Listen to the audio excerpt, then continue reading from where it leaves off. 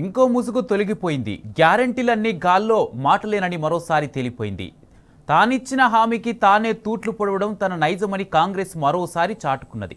రైతు భరోసా కింద ఏడాదికి ఎకరాకి 15,000 ఇస్తామని వరంగల్ డిక్లరేషన్లో రాహుల్ గాంధీ సమక్షంలోనే ఆర్భాటంగా ప్రకటించాడు రేవంత్. కానీ ఇప్పుడు కేవలం 12,000 మాత్రమే ఇస్తామంటున్నాడు.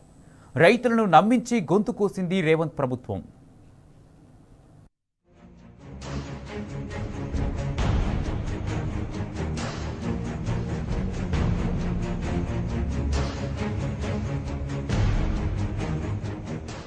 వరంగల్ రైతు డిక్లరేషన్ మేనిఫెస్టో సాక్షిగా కాంగ్రెస్ పార్టీ రైతులకిచ్చిన హామీని తుంగలో తొక్కింది.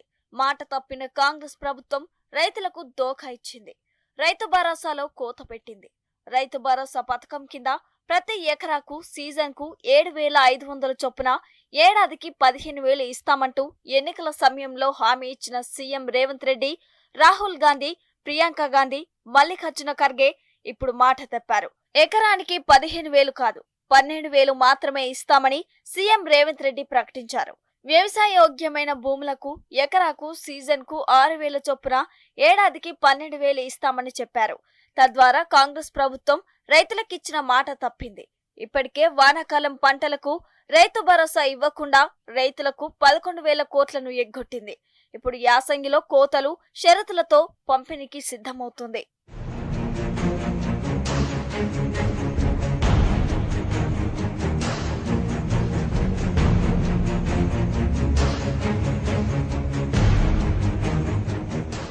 ఒక్కొక్క గ్యారంటీని అటకెక్కిస్తున్న రేవంత్ సర్కార్ రైతు హామీలకు మంగళం పాడుతూ వచ్చింది.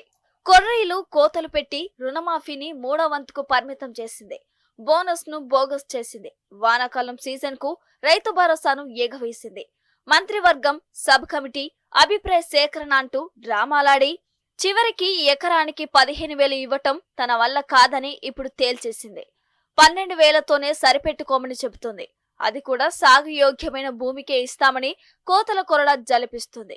ఇందిరమ్మ ఆత్మీయ భరోసా పేరిట రైతు కూలీలకు 12,000 ఇస్తామంటూ కొత్త గారడికి తెరతీసింది.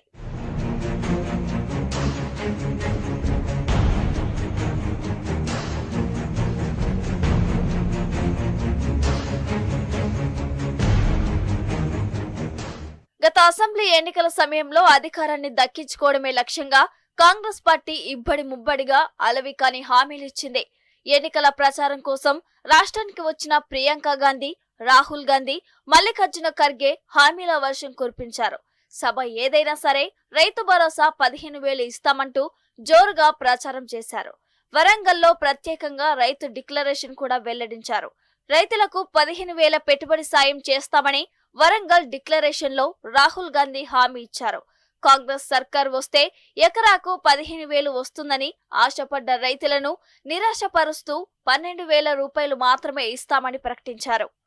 ఇందిరమ్మ రైతు భరోసా పథకం తెచ్చి భూమి కలిగిన రైతులకు, కౌలు రైతులకు ప్రతి ఎకరాకు ఏడాదికి 15,000 రూపాయల పెట్టుబడి సాయం అందిస్తాం.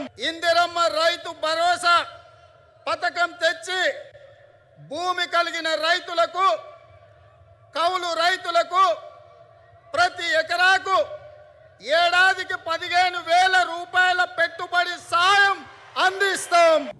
రైతు భరోసా కార్యక్రమంలో భాగంగా వ్యవసాయ యోగ్యమైన ప్రతి ఎకరాకు రైతు భరోసా వస్తుంది.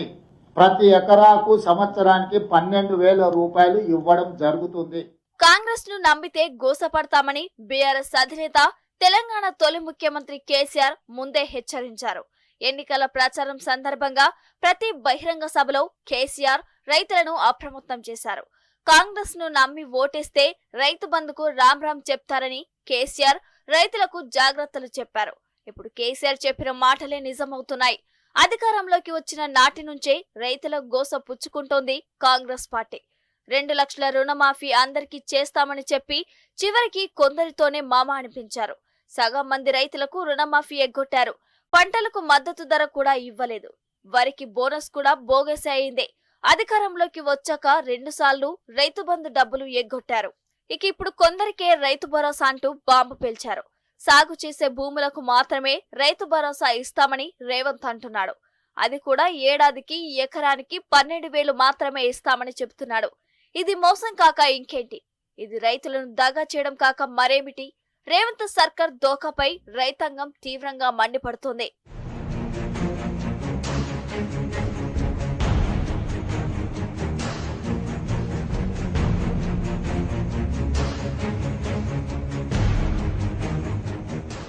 సాగు యోగ్యమైన భూములకు మాత్రమే రైతు భరోసా ఇస్తామని సీఎం రేవంత్ రెడ్డి ప్రకటించారు. అయితే సాగు యోగ్యమైన భూమి అంటే ఏమిటో అర్థం మాత్రం చెప్పలేదు.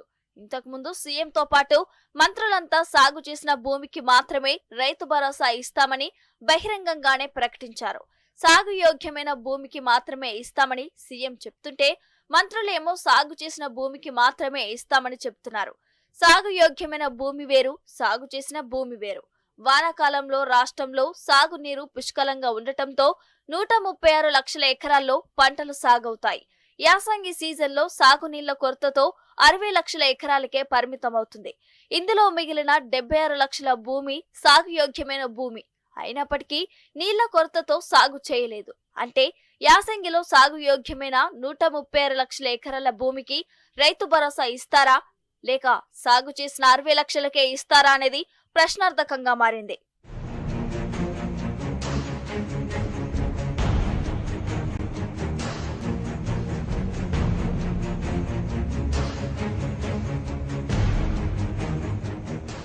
ఆరో గ్యారంటీలు హామీల అమలులో కాంగ్రెస్ ప్రభుత్వం ఘోరంగా విఫలమైందన్న అభిప్రాయాలు వ్యక్తమవుతున్నాయి.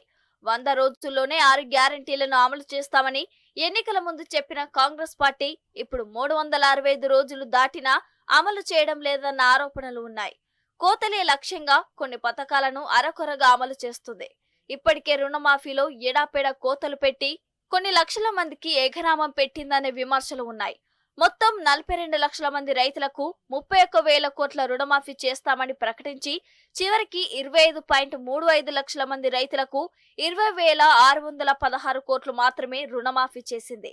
ఇంకా 16.65 లక్షల మంది రైతులకు 10,384 కోట్ల రుణమాఫీ చేయకుండా ఎగ్గొట్టింది.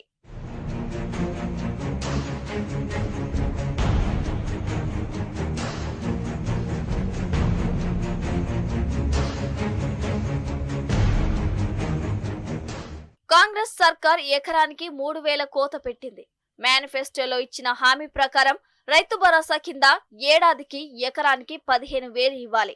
కానీ ఇప్పుడు సీఎం రేవంత్ రెడ్డి 12,000 రూపాయలు మాత్రమే ఇస్తామని చెప్పడంతో ప్రతి రైతుకు ప్రతి ఎకరానికి 3,000 రూపాయల కోత పెట్టినట్టయింది.